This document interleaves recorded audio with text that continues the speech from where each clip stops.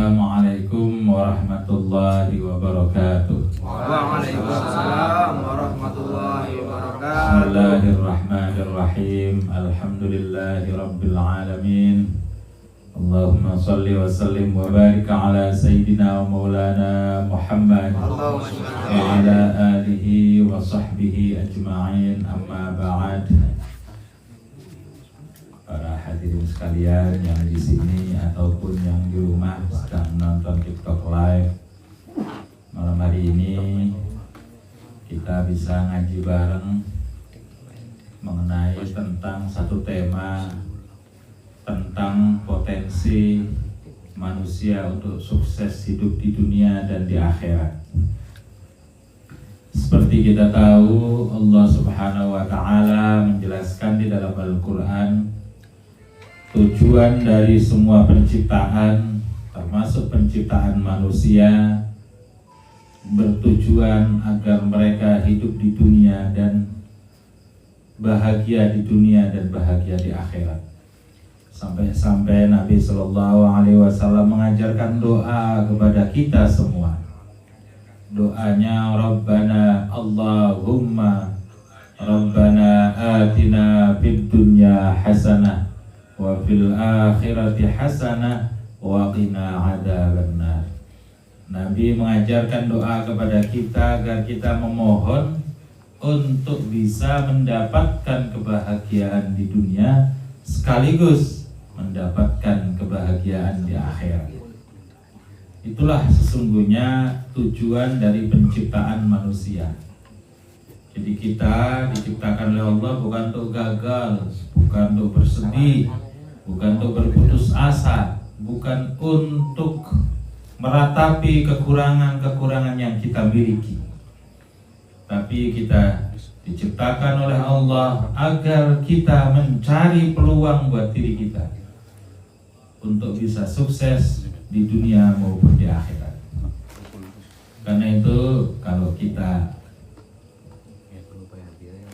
bertafakur misalnya, lahirnya kita ke dunia ini, lahirnya manusia ke dunia ini, itu ditandai dengan sebuah kemenangan.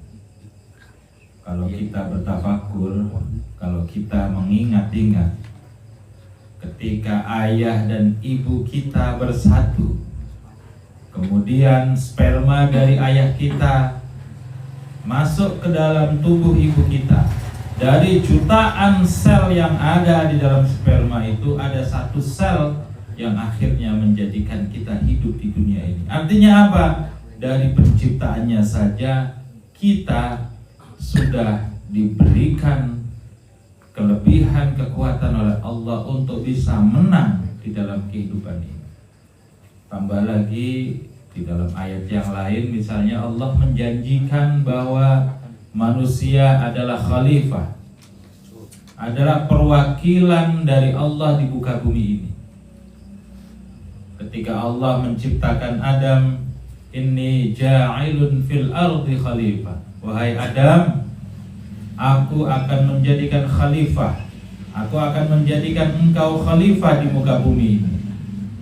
Jadi Allah menciptakan kita semua ini dengan tujuan besar, dengan desain agar kita menjadi orang yang hebat, agar kita menjadi orang yang sukses di dunia dan di akhirat. Bahkan di dalam ayat Quran yang lain, dalam konteks penciptaan, Allah berfirman, innallaha la yastahyi ay yadriba mathalan ma ba'udatan fama fawqaha. Allah tidak malu menciptakan makhluk sekecil nyamuk atau bahkan lebih kecil dari nyamuk. Kenapa? Karena semua penciptaan itu ternyata ada faedah, ada manfaatnya. Apalagi manusia yang diciptakan oleh Allah dalam bentuk yang paling sempurna, dengan dibekali semua alat yang alat-alat itu mendukung potensi kita untuk bisa sukses di dunia dan di akhirat. Tapi pertanyaannya, kenapa kita hidup di dunia ini sering ada masalah, sering ada kesulitan hidup? Allah Subhanahu wa taala mengatakan memang hidup itu tidak seindah melihat pemandangan yang indah. Hidup itu tidak selalu jalan mulus bahkan seperti yang kita inginkan memang. Tetapi tidakkah Allah telah membekali kita agar kita menjadi pemenang di dalam kehidupan, dalam bentuk apapun kehidupan, apa sulit, apa mudah, kita sudah dibekali kemampuan potensial dari Allah Subhanahu wa ta'ala. Apa kemampuan-kemampuan itu? Pertama, Allah membekali kita dengan pikiran, berpikir. Karena itu ketika manusia tidak menggunakan pikirannya, ada sebuah pepatah mengatakan al-insan hayawanun natik. Manusia itu adalah makhluk yang berpikir, hewan yang berpikir. Artinya kalau kita tidak menggunakan anugerah Allah berupa pikiran, maka tak ubahnya kita seperti binatang. Nah, ini anugerah yang Allah berikan kepada kita. Yang pertama adalah pikiran. Yang kedua, Allah anugerahkan kepada kita namanya hati, di mana hati itu bisa menjangkau, meliputi dunia yang terlihat dan dunia yang tidak terlihat. Allah berfirman di dalam Al-Quran bahwa dalam kehidupan ini tidak semua itu seperti yang terlihat. Ada juga yang tersembunyi. Yang tersembunyi di dalam Al-Quran disebut ghaib, sesuatu yang tidak kelihatan, tidak kasat mata. Agar kita bisa mengetahui yang terlihat dan tersembunyi, Allah bekali kita namanya dengan hati. Karena hati ini bisa melihat sesuatu yang terlihat dan sesuatu yang tersembunyi, bahkan sesuatu yang akan terjadi nanti itu bisa ketahuan melalui hati. Ini anugerah Allah yang kedua. Yang ketiga, Allah membekali kita dengan panca indera yang lengkap, dengan segala macam posisinya yang sangat presisi. Kita dibekali dengan dua tangan, kanan dan kiri.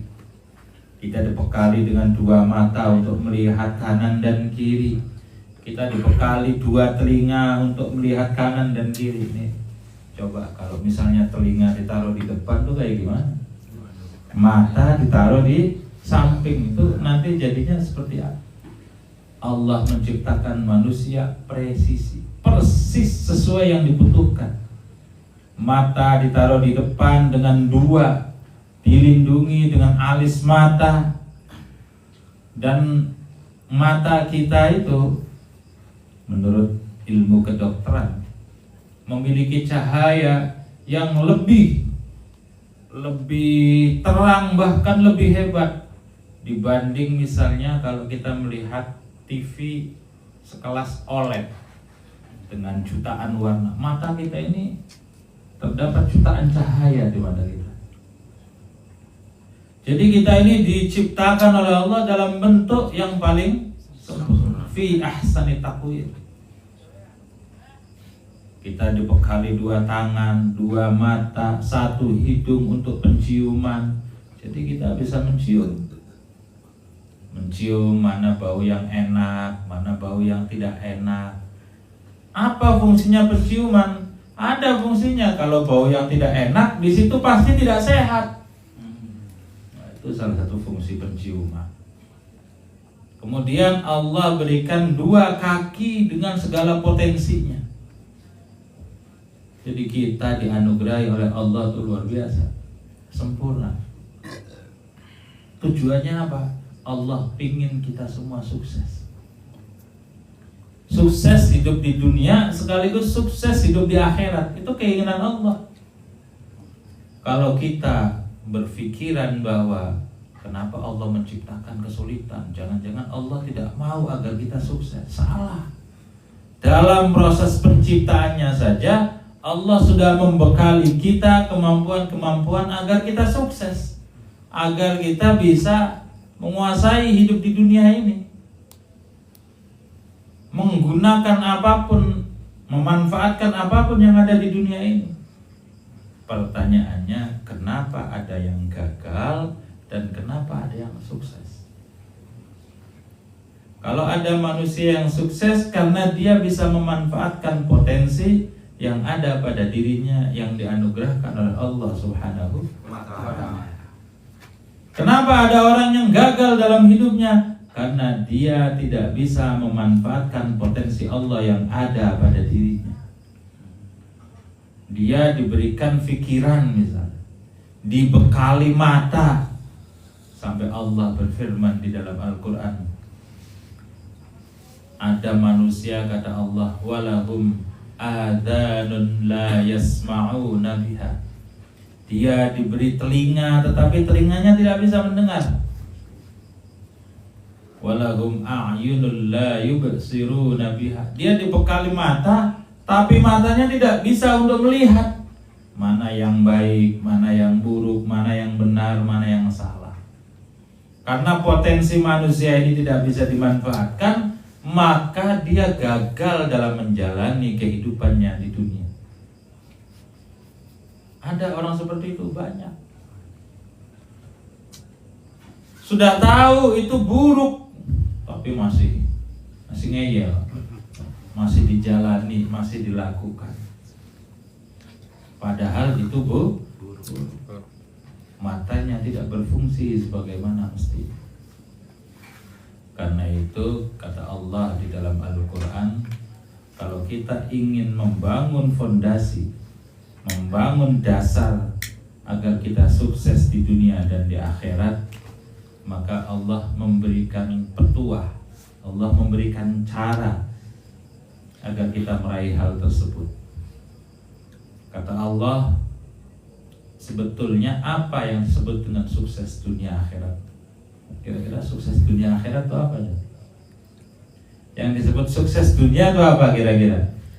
Kekayaan. Kira-kira apa yang disebut sukses di dunia? Ketenangan. Itu menarik. Ada sebuah percakapan antara orang kaya dengan seorang psikolog. Kata seorang psikolog, banyak orang yang kaya itu bertanya-nya, bagaimana supaya saya hidup bahagia? Kalau kita masih bagaimana kita mendapatkan harta, mereka sudah bertanya bagaimana dengan harta ini saya hidup bahagia. Kenapa? Karena harta ternyata tidak menjamin kebahagiaan. Jadi hidup di dunia, sukses di dunia itu ditandai dengan kebahagiaan. Orang bahagia itu seperti apa? Nabi Shallallahu Alaihi Wasallam memberikan ilustrasi. Kata Nabi, kalau kalian bangun di pagi hari,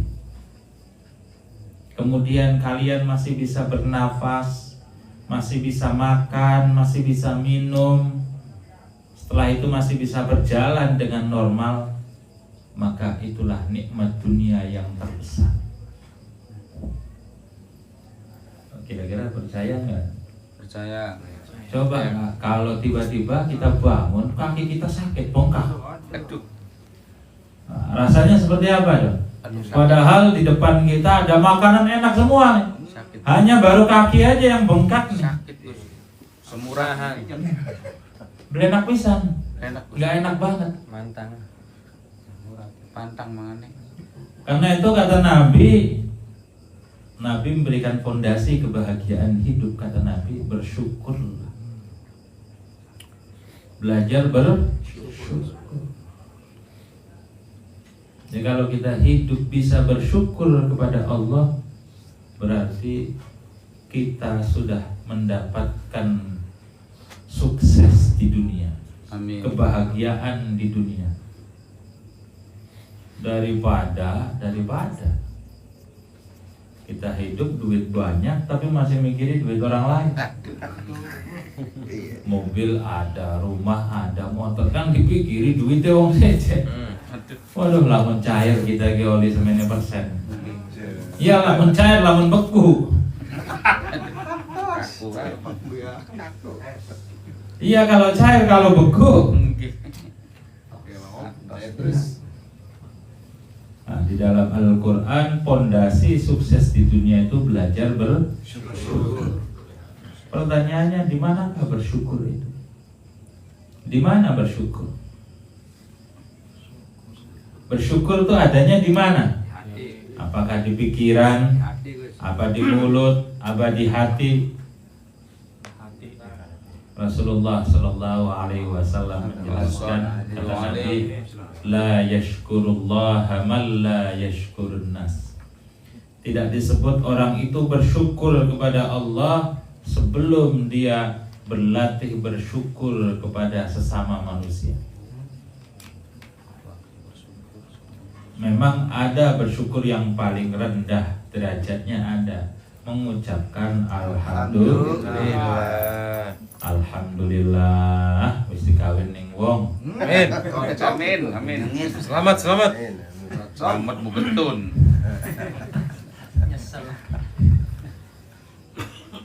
Alhamdulillah. Itu bersyukur yang paling rendah. Yang paling tinggi bersyukur itu apa? Berbuat baik kepada orang yang telah berbuat baik kepada kita. Di dalam bahasa Indonesia disebut dengan terima kasih.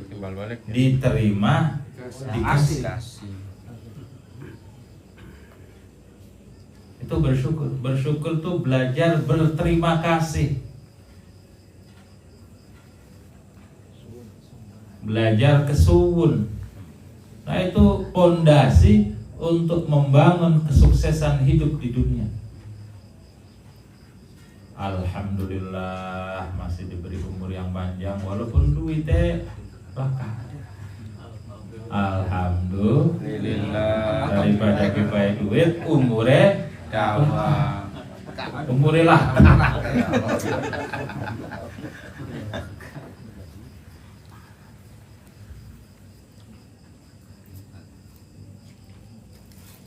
Jadi kalau kita ingin membangun pondasi kesuksesan hidup di dunia, itu yang harus sering kita latih adalah bersyukur.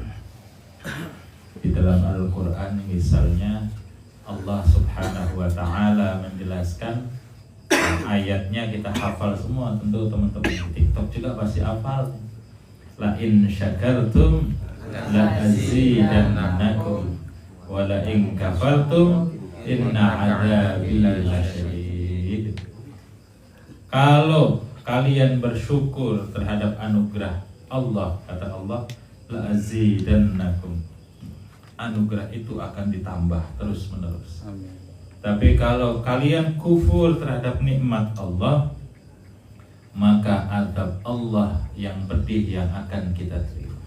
Nah, itu pernah satu hari Nabi Shallallahu Alaihi Wasallam mengadu kepada Allah.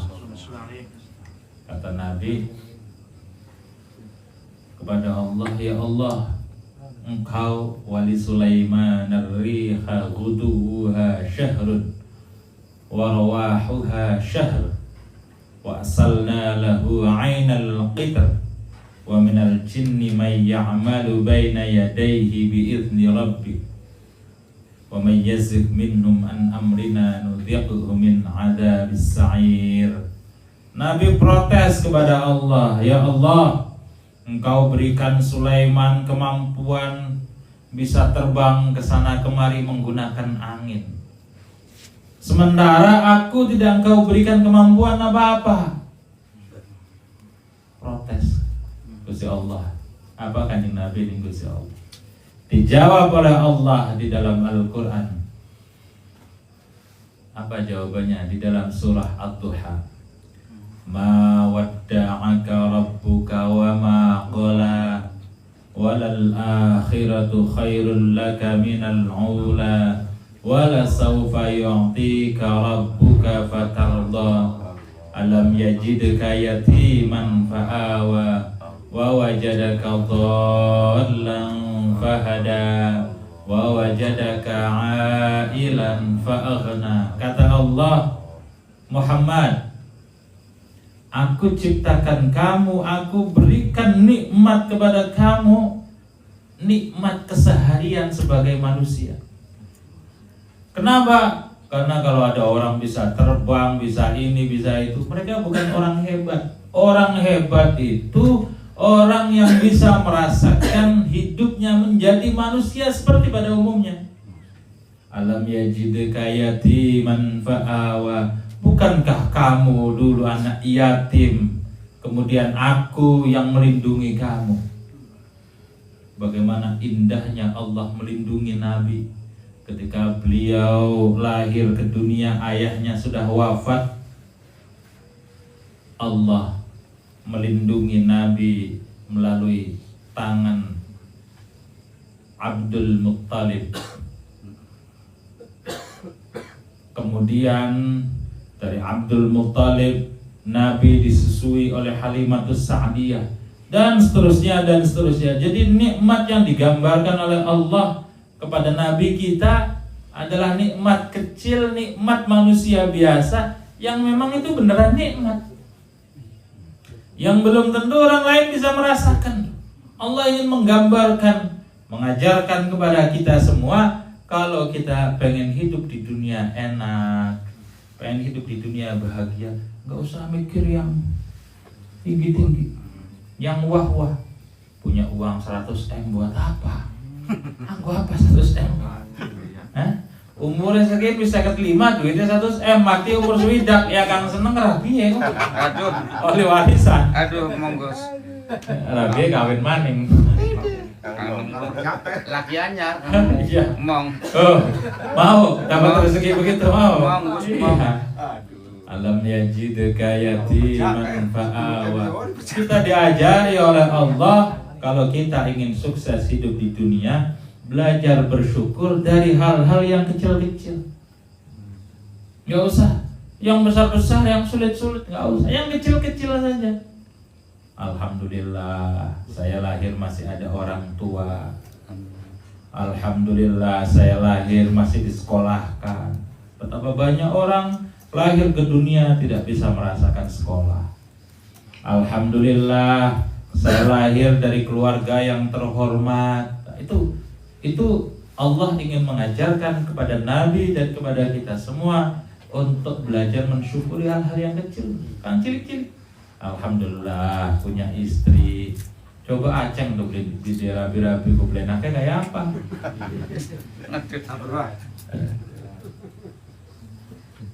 Iya memang lah kasing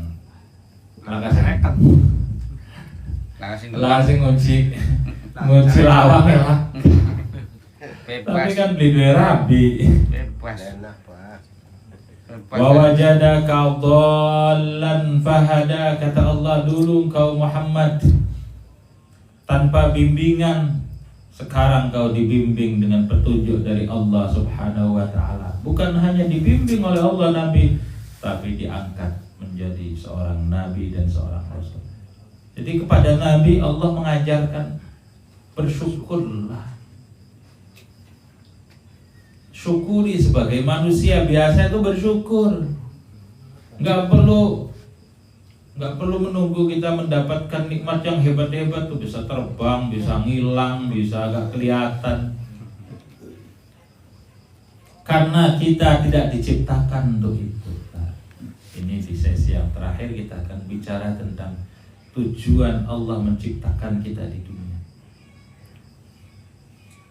Ketika kita sudah bisa bersyukur, artinya kita sudah mulai bisa bermanfaat buat orang lain.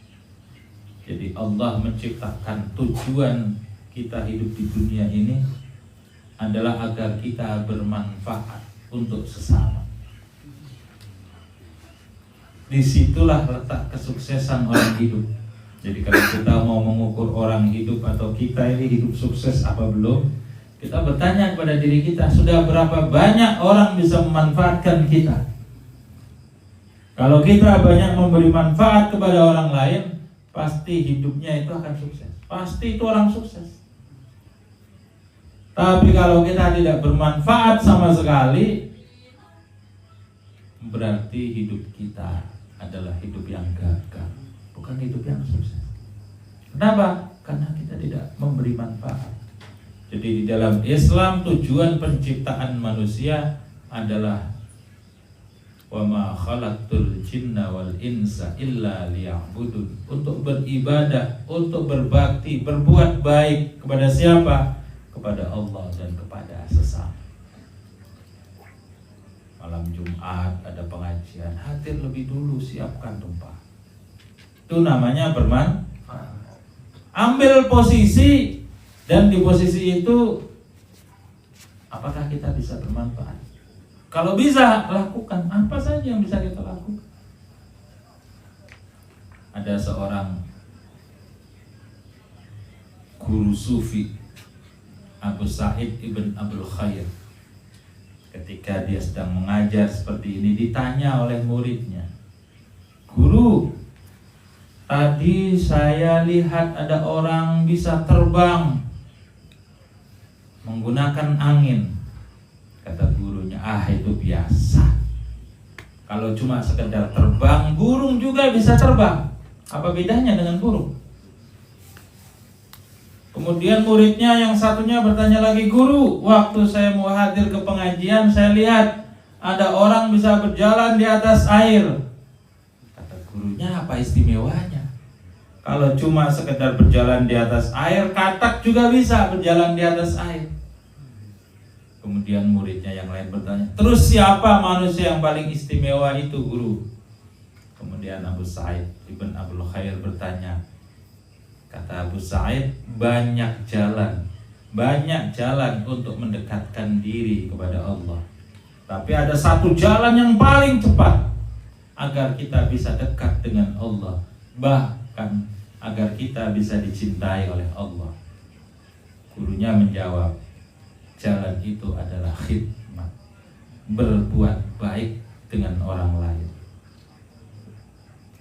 Jalannya adalah khidmat, dan itu ukuran kesuksesan hidup kita di dunia. Kalau hidup di dunia kita tidak bisa memberi manfaat apapun terhadap orang yang di sekeliling kita, artinya kita hidup gagal di dunia ini. Karena itu tujuan dari penciptaan manusia. Sambil barangkali nanti ada pertanyaan, tinggal berapa menit lagi ada pertanyaan. Belum. Kalau tidak ada, dilanjut. Jadi kesimpulan dari pembicaraan kita malam hari ini, kita diberi anugerah oleh Allah semua potensi agar kita sukses. Lalu apa ukuran sukses itu? Ukuran suksesnya seberapa kita bermanfaat buat orang lain. Kalau kita sudah memberi manfaat kepada orang lain, berarti kita telah memperoleh sukses di dunia, bahkan sekaligus kita telah memperoleh sukses di akhirat.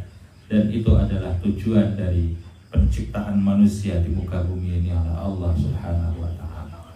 Kalau yang lain-lain diberi harta yang banyak, diberi mobil yang banyak, diberi, kalau istri sih satu saja. Iya. Amin. Diberi yang lain-lain banyak, itu bonus. Itu bukan tujuan, itu bonus. Itu bisa juga mendatangkan kebahagiaan, tapi bisa juga mendatangkan malapetaka dalam kehidupan kita. Nah, sekali lagi, akhir dari pembicaraan ini, khairun nasi anfa'uhum linnas. Sebaik-baik manusia, manusia yang sukses hidup di dunia adalah manusia yang bermanfaat buat orang lain. Wallahul muwaffiq ila aqwamit thoriq. Assalamualaikum warahmatullahi wabarakatuh. Waalaikumsalam warahmatullahi wabarakatuh. Apa ada pertanyaan?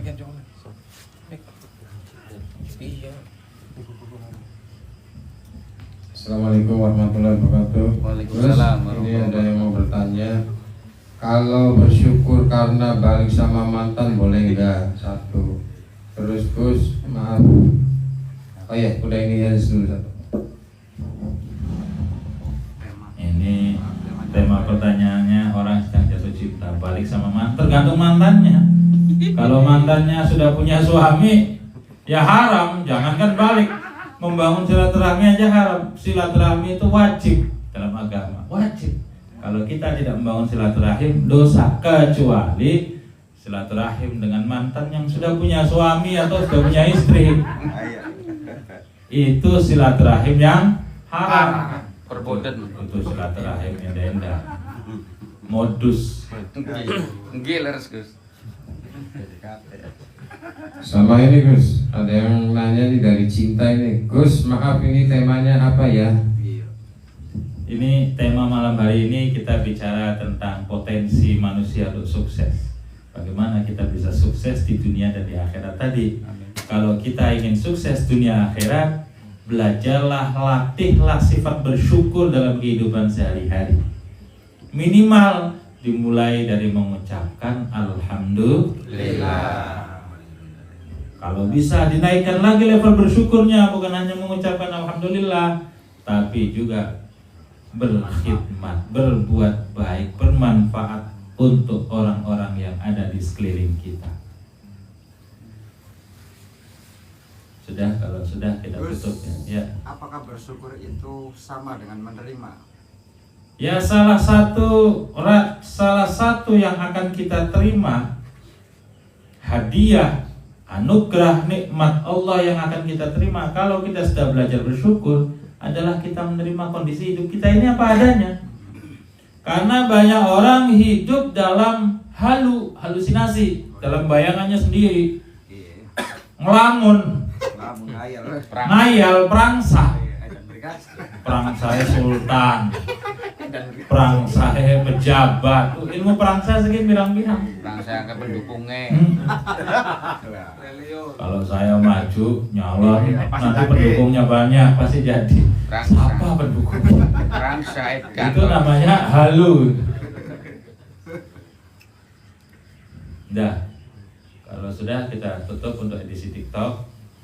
Wallahul muwaffiq ila aqwamit thariq. Assalamualaikum warahmatullahi wabarakatuh. Waalaikumsalam warahmatullahi